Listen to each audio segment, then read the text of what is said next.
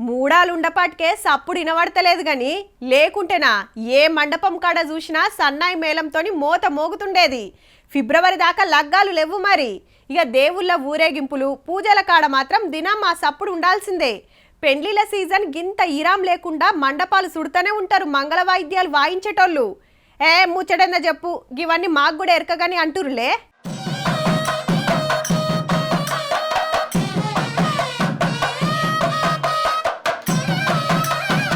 వరెవ్వా నడుమిట్లా అక్క అట్రోకు ఇట్రోకు షెల్లెమ్మలు నాదస్వరంతోని అద్దర కొడుతున్నారు పో.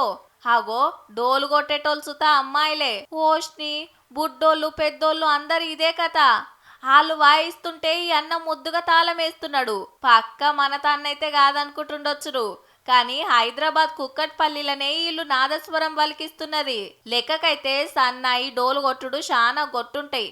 అక్కలు తక్కువ మంది నేర్చుకుంటారు, కానీ గీళ్ళు ఇష్టంగా నేర్చుకుంటుంటే గీ అక్క ఇంటాయనతో కలిసి పిల్లలకు నేర్పిస్తుంది. చిన్నప్పటి సంది నాదస్వరం అంటే కాయిస్తో నేర్చుకొని లగ్గం చేసుకున్నాక ఇంటాయనతో కలిసి 1000 పెండ్లిళ్ళు 500 దాకా దేవుళ్ళ కళ్యాణాలు బొచ్చడు ఈవెంట్లు చేసిందట అక్క. ఎక్కువ నాదస్వరంలో ఉండేవాళ్ళు తమిళనాడులో ఎక్కువ ఉంటారు, లేదా మన విజయవాడలో ఉన్నారు. అటు బయట తిరుపతి కాళహస్తి అటు తప్పే, కానీ మన తెలంగాణలో అంటే ఎవరు లేరు. సో ఇప్పుడు నేను అలా నేర్పిస్తున్నాను అందరి పిల్లలకి. పొద్దుకి 5 గంటల నుంచి నడుస్తుంది సాధన.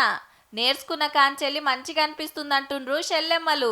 ఇది వాయించే కొద్దీ కొంచెం పీస్ఫుల్గా అనిపిస్తుంది, హార్ట్ అంతా హ్యాపీగా ఉండి. గదన్నట్టు నలుగురు నడిచిన తొవ్వల నడిస్తే ఆళ్లకు మనకు ఫరాకేముంటదని ఈ తొవ్వల పోతుండ్రన్నట్టు. మునుపు కొన్ని పనులు అన్నలే చేయాలి, కొన్ని పనులు అక్కలే చేయాలి అనేది. కానీ ఇప్పుడు మేమేం తక్కువ అని అన్నిట్లా అక్కలు రువ్వడి చూపిస్తున్నారు.